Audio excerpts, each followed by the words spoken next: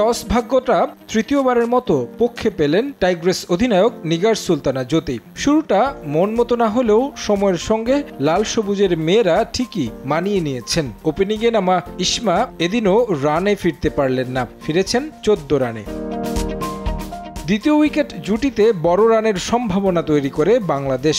ফারজানা হক এবং শারমিন সুপ্তা মিলে গড়েন বড় জুটি, তবে খেলেছেন কিছুটা দেখে শুনে। স্ট্রাইক রেটটা শতকের নিচে ছিল দুই ব্যাটারের, তবে তাদের ব্যাটিং ফিট করে দেয় টাইগ্রেসদের।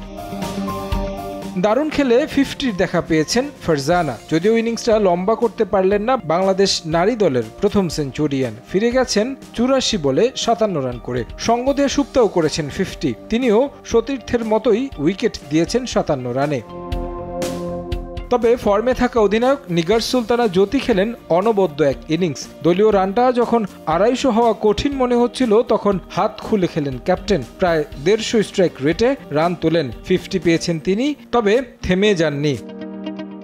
বিশ্বকাপ কোয়ালিফায়ারে দুর্দান্ত সময় কাটাচ্ছেন বাংলাদেশ অধিনায়ক। প্রথম ম্যাচেই পেয়েছেন সেঞ্চুরি, এর পরের ম্যাচেও করেছেন 50, যার সুফল পেয়েছেন ডানহাতি ব্যাটার। আইসিসি ওয়ানডে নারী র্যাঙ্কিংয়ে লাফ দিয়েছেন 16 ধাপ, এখন তার অবস্থান 17 নম্বরে। এদিকে এদিনও 59 বলে খেলেছেন 83 রানের অনবদ্য এক ইনিংস। তার ইনিংসের উপর ভর করে 276 রানের পুঁজি পায় বাংলাদেশ, যা নারী ওয়ানডে ইতিহাসে সর্বোচ্চ দলীয় সংগ্রহ। জবাব দিতে নেমে শুরুতে ধাক্কা খায় স্কটল্যান্ড। দলীয় 12 রানে মারুফার বলে বোল্ড হয়ে ফিরেন অ্যাবি। ওয়ান ডাউনে নামা অধিনায়ক ক্যাথরিন ব্রেস ফিরেছেন মারুফার শিকার হয়ে। এরপর অ্যালিসা, মেগান, ক্যাথরিনরা ফেরেন হতাশ হয়ে। 110 রানে 7 উইকেট হারায় স্কটল্যান্ড, জয়ের কাছাকাছি চলে যায় বাংলাদেশ। তবে অষ্টম উইকেট জুটিতে ম্যাচের মোড় ঘুরিয়ে দেন প্রিয়াংশ চ্যাটার্জি এবং রেচেল স্ল্যাটার। দুই ব্যাটার মিলে গড়েন 115 রানের জুটি। তবে নাহিদা 1 ওভারে 2 উইকেট তুলে নিলে হাফ ছেড়ে বাঁচে বাংলাদেশ, যদিও বেশ কয়েকটি ক্যাচ মিস করেছে টাইগ্রেস।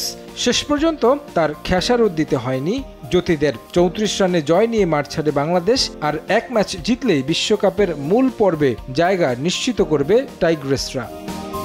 তারেক হাসান শিমুল, সময় সংবাদ।